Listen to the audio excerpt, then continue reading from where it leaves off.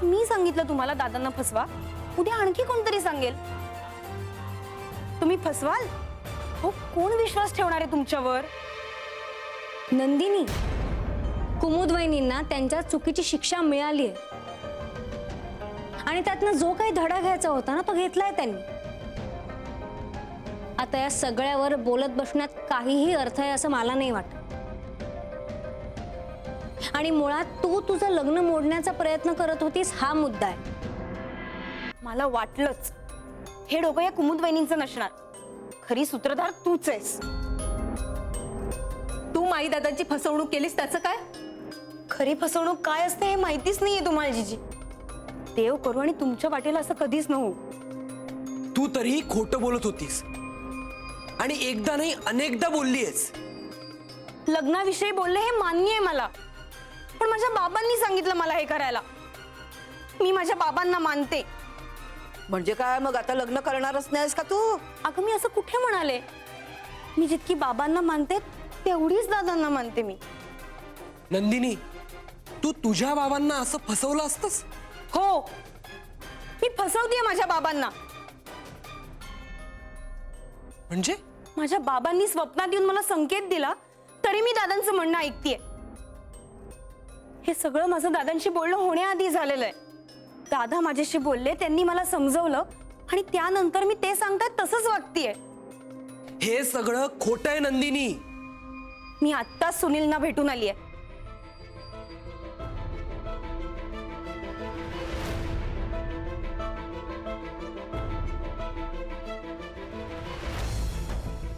हवं तर तुम्ही फोन करून विचारा.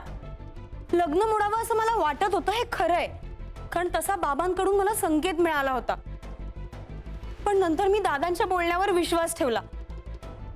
दादांचा शब्द मी अखेरचा शब्द मानला, कारण जन्म दिलेल्या बाबांपेक्षा मला लेक म्हणून माया देणाऱ्या दादांचं महत्व माझ्या आयुष्यात जास्त आहे. आज मी सुनीलना भेटले, आम्ही बोललो, 2 पावलं पुढे गेलो. उद्या परवा मी त्यांच्या आईंनाही भेटणार आहे. दादांनी मला आत्ता सांगितलं की त्यांच्या गळ्यात माळ घाल तर मी उद्या तयार होईन. त्यांचा होकार आला तर मी नकारही देणार नाही. हे माझं आजचं म्हणणं आहे. माझ्या मागच्या चुकांसाठी तुम्हाला जर मला शिक्षा द्यायची असेल तर तुम्ही मला द्या. अंधश्रद्धा म्हणा, माझ्या बाबांवरचं माझं आंधळं प्रेम म्हणा. मला वाटलं त्यांचा संकेत ऐकावासा. मी लग्न मोडण्याचा प्रयत्न केला. माझा हेतू फसवणूक नव्हता, पालिश वागणं होतं ते माझं. त्याची दादा तुम्ही सांगाल ती शिक्षा भोगायला तयार आहे मी. त्यातही मी तुमच्या शब्दाबाहेर नाही, एवढंच मी सांगू शकते. ठरवा तुम्ही, तुमचा शब्द हा मला प्रमाण असेल.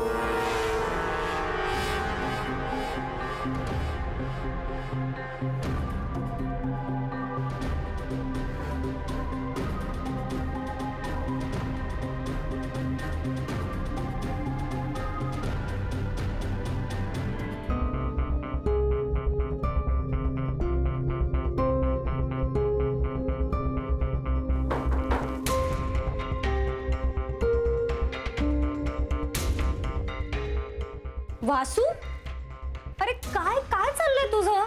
हा, किती वेळ झाला, मी केव्हाची फोन करते तुला. तू तू फोन कशाला ऑफ ठेवलायस? हा, आणि काय समजायचं मी? ही काय पद्धत आहे वागायची?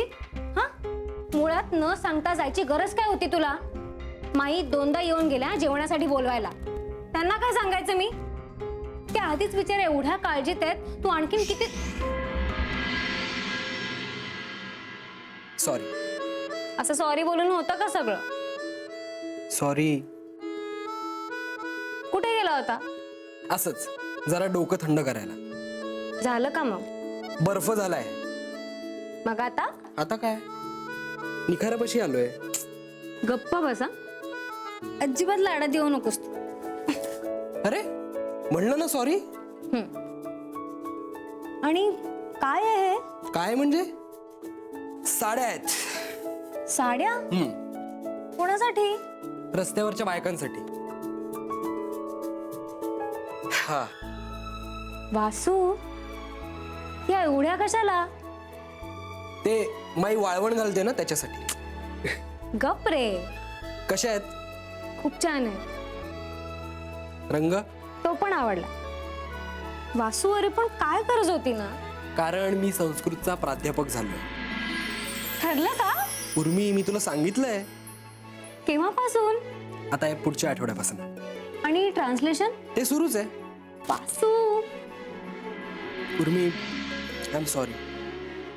मी असा एकटाच भटकायला गेलो म्हणून. पण मला ना असह्य झालं होतं. म्हणजे आपलं असं काही आयुष्य राहिलंच नव्हतं. आपण कशाला या नको त्या गोष्टींचा विचार करत होतो. म्हणजे मला माझं काम आहे, तुला तुझा पुढचा अभ्यास आहे, शिक्षण आहे, करिअर आहे, या सगळ्या गोष्टींचा विचार आपण करायला हवा. मला ना बरं वाटलं मी एकटा जाऊन आलो. क्लॅरिटी आली. आणि आता यानंतर नंदिनीचा विषय माझ्यासाठी संपलाय. आपण भलं, आपलं काम भलं आणि आपलं घर भलं.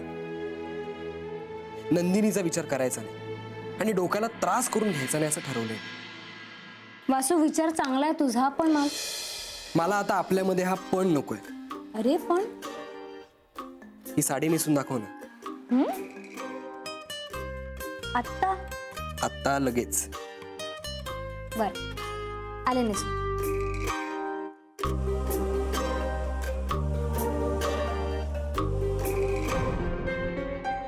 सांगू का अक्काला का नको? सांगितलं नाही तर नंदीची मस्ती सहन करावी लागेल. आणि सांगितलं तर अक्काचा राग. पण बास झालं, डोक्यावरून पाणी गेलंय आता. सांगायलाच पाहिजे अक्काला. काय आता नंदिनीचं मी मगापासून म्हणते तसंच करूया का ग शक्य आपण? हा, तुला पटते का ग माझं म्हणणं? काय ग शक्य?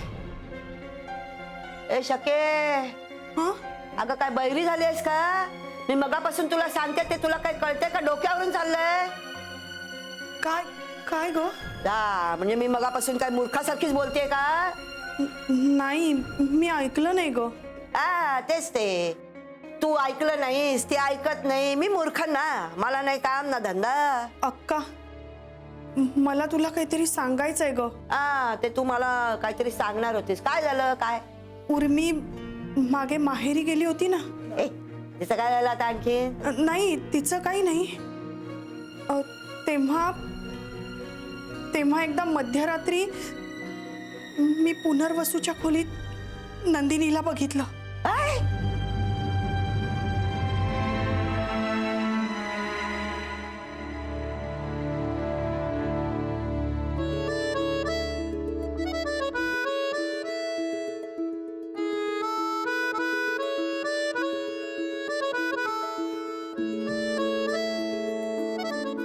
काय पाहतोय काय? बायकोला. आणि साडी? बायको पुढे साडी काय? सांग ना रे, कशी दिसते? तुला सगळं छान दिसतं. खरंच सांगतोस? वासू खरंच. जेवण व्हायची आहेत अजून? माझं पोट भरलंय. अरे काहीतरीच काय? आज जेवण नाही. वासू सोड ना. सॉरी, माझी बायको आहे. वासू प्लीज जाऊ दे ना. आता कुठेही नाही जायचंस तू. मी जिजींना साडी दाखवून येते. नंतर. अरे म्हणजे? आधी मला तर बघू दे. चल. कुठे? वासू माई येते ना? काही माही येत नाही. मी नाही घाबरत कोणाला. माई?